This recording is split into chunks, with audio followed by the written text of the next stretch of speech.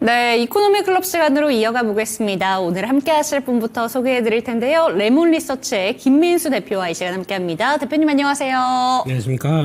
네, 시장이 지금 흔들리고 있습니다. 요새 반복되는 패턴이 오전장에는 그래도 상승 탄력을 유지하다가 오후장 되면 조금씩 불안해지는데요. 지금 코스닥이 보합권에서 파란불을 켰다가 지금 보합권을 지켜주는 흐름을 반복하고 있습니다. 오늘 시장 상황에 대해서 어떤 주제로 이야기를 나눠볼 것인지 화면으로 주제부터 만나보시죠. 네, 오늘 주제는 이렇게 잡아주셨습니다. 중동 분쟁 그리고 미국의 법안 그래도 갈 놈은 간다. 그런데 여기서 갈 놈이 무엇인지 궁금할 것 같은데요. 일단은 중동 지정학적 리스크부터 한번 이야기를 챙겨봐야 될 것 같습니다. 중동의 지정학적 리스크가 아무래도 계속해서 불안감을 주고 있습니다. 이에 대해서 투자자들은 어떤 판단을 내려야 되는 걸까요? 네. 근데 왜 가는데 놈이라고? 예. 그러니까 가는 분. 네. 가는 돈 벌어주는 종목이다 보니까 예, 존칭을 써야죠. 네. 네, 그래야 될 것 같습니다. 그런 쪽에서 시장들 항상 그런 것 같아요. 그러니까 장 초반에 강하다가 장 중에 조금 좀 위축되는 모습들 이런 변화가 좀 들어오다 보니까 어제도 약간 비슷한 결이었었죠. 네. 그래서 모습들인데 아직까지 지금 중동 리스크에서 뭐 그렇게 크게 벗어나지는 못하지 않을까, 어떻게 좀 진행될까 좀 시장에서 고심 중이고 어떤 아직까지는 자신감이 좀 강하게 나오지 못하는 모습들인데. 그런 상황 쪽에서 이제 그것만 체크하면 될 것 같습니다. 일단 지금 나오는 상황들이 국제 정세가 뭐 안정적이고 뭐 관세도 뭐 어쩌고저쩌고 그러면서 이런 변화 없이 그러니까 이런 것들에 대해서 개선될 것 같아서 네. 한국 증시가 올라온 거 아닙니다. 그렇기 때문에 한국 증시는 여전히 우리나라 모멘텀을 가지고 움직였다고 봐야 되겠죠. 그래서 유동성과 한국의 뭔가 약간 좀 개선될 것 같은 네. 이런 상법 개정부터 나오는 이런 모멘텀으로 움직였기 때문에 그게 영향을 끼쳐서 시장을 위축시키게 만들면은 오히려 기회라고 봐야 될 것 같고요. 그런 쪽에서 지금 시장은 어떻게 보면은 네. 아유 오늘 장중에 좀 빠지겠구나라고 싶어도 아직 딱 보게 되면 저 위인데요. 그쵸. 네, 그러니까 지금 2,900선 중반대 위쪽이다 보니까 이게 잘 견디는 거라고 봐야 되겠지.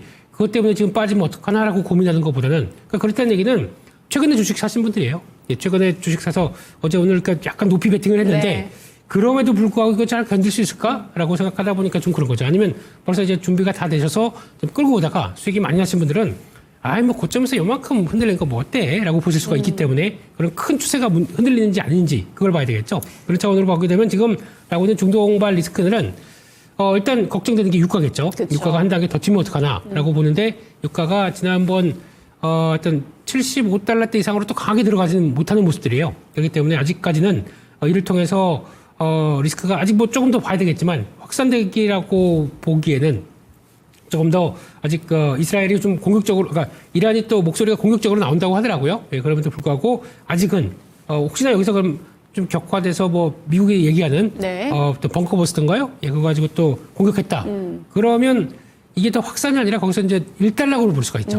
그렇기 때문에 아직은 이게 확산된다라고 보기보다는 좀 일단은 잘 컨트롤이 되고 있고 한국 모멘텀이 더 강하다라는 쪽인데 하나 요거는 보셔야 될 것 같습니다. 네. 코스닥이 좀 약해요. 코스닥이 제대로 못 돌아가는데 일단 코스닥의 시가총액 상위 종목적으로 봐야 되겠죠. 지금 일단 최근 들어서도 좀 부진한 모습들이 한번 그쵸. 보여줬고 거기서 지금 약간 이제 단기 평선 안쪽으로는 돌려서 그나마 낫다라고 보여지고 있는데 시가총액 상위 종목들 보게 되면 바이오 생각보다 좀 안 네. 좋죠. 게다가 또 2차전지 힘을 못 쓰죠. 그러다 보니까 임용기기 중심으로 탄력을 받아갔는데 임용 쪽도 대장주였던 파마 리서치가 인적 분할에 대해서 네. 이상한 얘기를 하다 보니까 외국계 IB마저도 돌아섰습니다. 그렇게 나게 되면 그런 쪽에서 아직 대장주 역할을 할 만한 게 없습니다. 지금 코스피 같은 경우는 네. 뭐 반도체부터 뭐 조선 방산 다 있다고 하더라도 이런 쪽에서 대장 역할을 할 수가 없는 거기 때문에 아무래도 코스닥이 좀 약하다. 그러니까 바이오 쪽 적어도 돌아서기 전까지는 좀 약할 수밖에 없다. 이런 쪽들을 봐야 될 것 같습니다. 네, 그렇다면 바이오 쪽에 대해서 한 가지만 질문 드릴게요. 사실 제약 관세에 대해서 또 이야기가 나왔잖아요. 그렇다면 앞으로 향방을 코스닥 쪽은 좀 어떻게 보는 게 좋을까요? 네, 그래서 아무래도 지금 시장의 부담감들은 네. 그 의약품 관세에 대해서 조만간 이제 하겠다라고 하다 보니까 대표적으로 시가총액 1위인 알테오젠도 그쵸. 갈 듯하다가 못 가는 네. 거죠. 예, 그런 변화 쪽에서 게다가 뭐 나머지는 괜찮아요. 또 혹시나 바이오 US에서 성과 나오지 않을까라고 하는 기대감 붙는 것도 괜찮은데 그런 얘기 나오다 보니까 제대로 못 가고 있다는 것들은 아무래도 시장에서 그러니까 알테오젠 직접적으로 영향을 끼치는 건 네. 없는데 오히려 크게 보게 되면 수혜입니다. 알테오젠 같은 플랫폼 업체들은요. 근데 그게 아니라 불확실성이 좀 있다 보니까 네. 미국 시장에서도 바이오테크들을 요즘 잘 못 가는 분위기죠. 그나마 비만 치료제 쪽이 대세를 보고 있었는데 그것마저도 흔들리다 네. 보니까 이쪽들은 아무래도 그 불확실성을 좀 제거가 돼야 되지 않을까 하는 쪽에서 일단 관심은 두되 어떤 공격적으로 대응하지는 못하겠다 이렇게 말할 것 같죠. 네, 지금의 시장 상승 자체가 끌어주고 있는 모멘텀 자체가 국내 정치의 수혜를 받고 있는 부분이지 생각보다 중동발 리스크는 우리 시장에 미치는 영향이 제한되어 있다라는 점을 짚어주셨습니다. 그렇다면 이제 우리가 초점을 맞출 게 이 정책적인 포인트에 초점을 맞출 수밖에 없게 되는 건데요. 다음 키워드로는 저희가 스테이블 코인과 관련해서 한번 이야기를 나눠보도록 하겠습니다. 네. 정책적인 드라이브도 받아갈 수밖에 없고 미국에서도 간밤 이슈가 있었잖아요. 어떤 내용들이 전달이 됐고 우리는 어떤 포인트에 집중하는 게 좋을까요? 네, 진지어스법이 통과되면서 네. 이제 스테이블 코인에 대해서 미국도 이제 조금 자유로워졌다라고 볼 수가 있겠죠. 그렇게 되면은 가장 큰 핵심은 이걸 이제 누가 만들고 누가 주체가 돼서 네. 발행할 것이냐라는 쪽인데 이렇게 보니까 미국 쪽에서는 이 투자은행이라고 하는 JP모건이 저요 하고 이제 손들고 나오기 시작하는 모습들이고 게다가 이제 추가적으로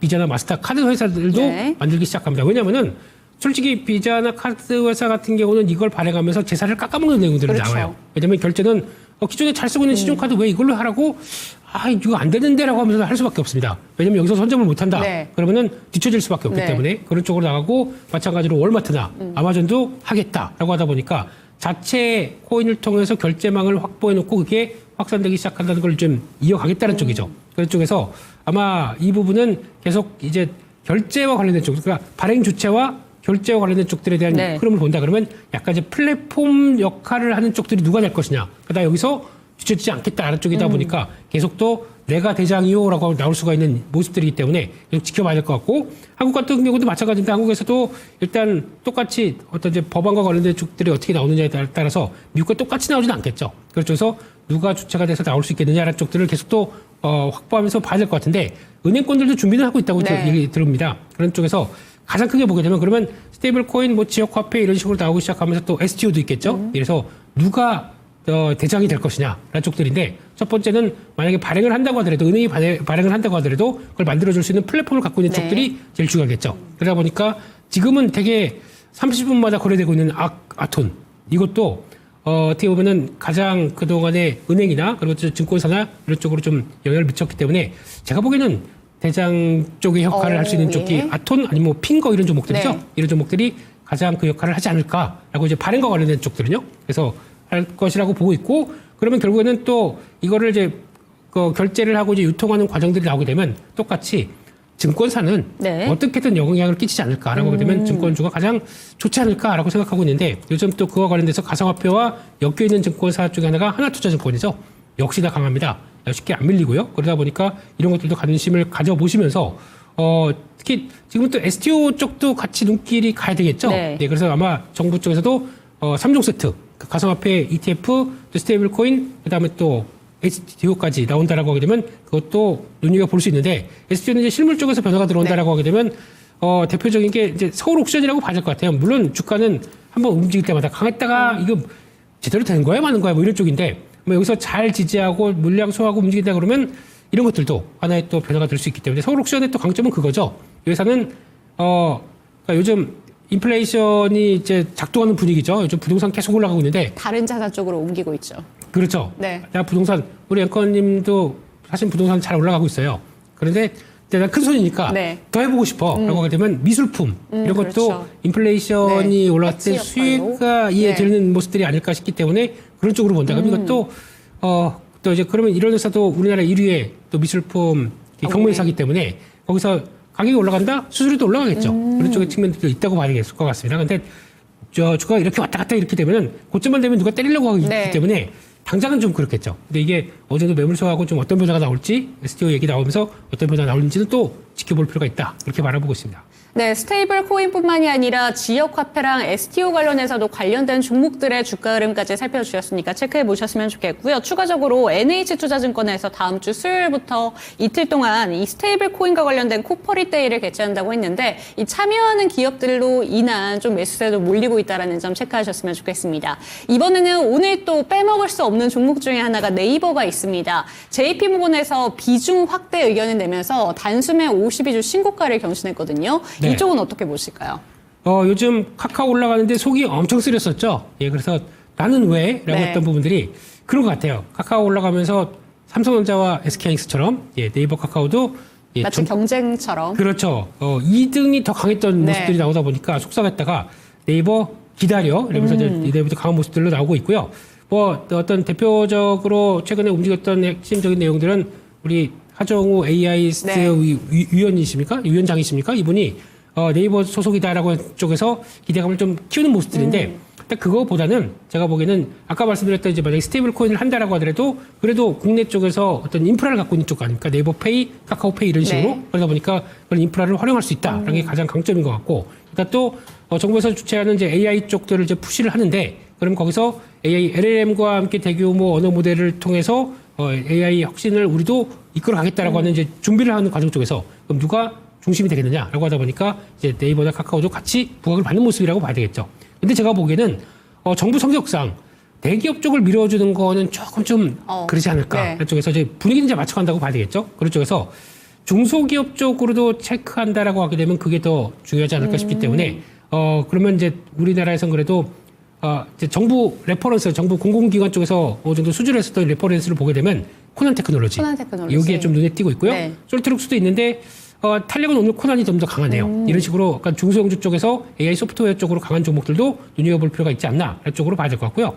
이렇게 변화하다 보면 다시 이번에 고점이 아니다라고 움직이는 네. 모습들이죠. 그렇게 되면 그걸 쫓아가는 게 한글과 컴퓨터도 마찬가지입니다. 지금 주가 흐름 보게 되면 일단 다시 레벨을 계속 올라가는 네. 모습들이고 게다가 또 같이 섭한 종목이 하나가 있죠. 이스트 소프트 이 종목들도 같이 오늘 탄력 좋으네요. 예, 그러면 다음 권으로 들어간다 이런 것도 네. 분위기 본다라고 하게 되면 소프트웨어도 좀 확산시켜보자 그렇게 봐야 될 것 같습니다. 네, 좋습니다. AI 관련해서도 이야기 한번 체크해봤는데 이게 대기업 쪽뿐만이 아니라 중소기업 단으로도 눈여겨보셔야 된다. 정책적인 실제 수혜가 될 수 있는 쪽은 이쪽이다라는 관심 종목까지 짚어주셨고요. 이번에는 게임주 한번 살펴보도록 하겠습니다. 이제 하반기부터는 본격적으로 게임 신작에 대한 모멘텀이 기대가 됩니다. 게임 종목들의 강세가 이제 조금씩 드러나고 있는 것 같은데요. 우리가 어떤 대응을 하면 좋을지 궁금하실 것 같습니다. 네, 오늘은 거의 소프트웨어 특집이네요. 예, 그러다 보니까 게임도 소프트웨어입니다. 네. 이런 쪽으로 바라볼 수 있을 것 같고 요즘 보니까 특히 이제 넷마블 주가 강하죠. 그러면서 이제 계속 기회만 되면 올라오고 있고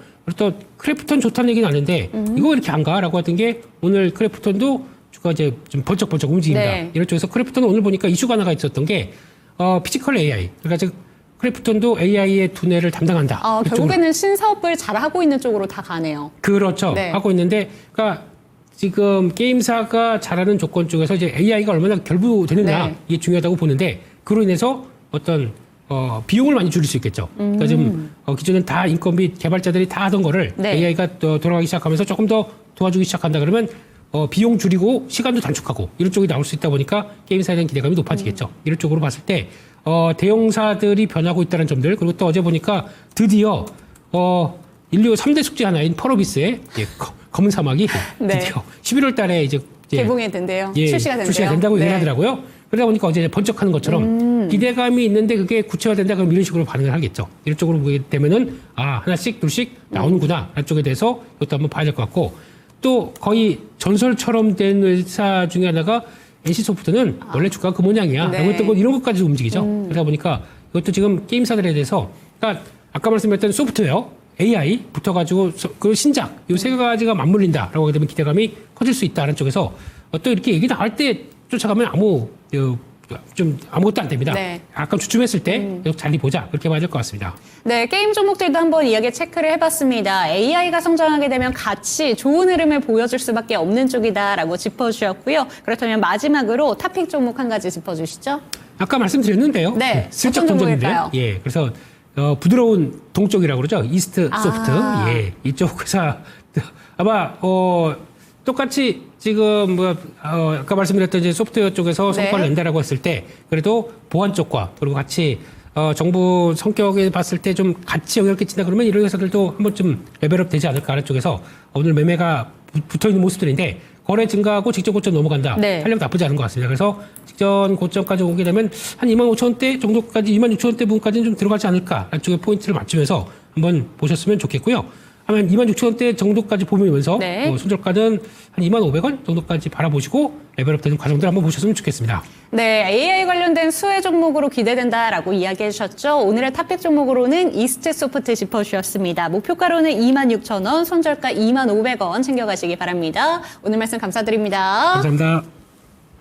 네, 이렇게 시장에 대한 이야기 김민수 대표와 함께 짚어봤습니다. 하지만 특정 종목에 대한 상승과 하락은 보장하지 않는다는 점 반드시 기억해 주시고 저희는 내일 이 시간 찾아뵙도록 하겠습니다. 시청해 주신 여러분 고맙습니다.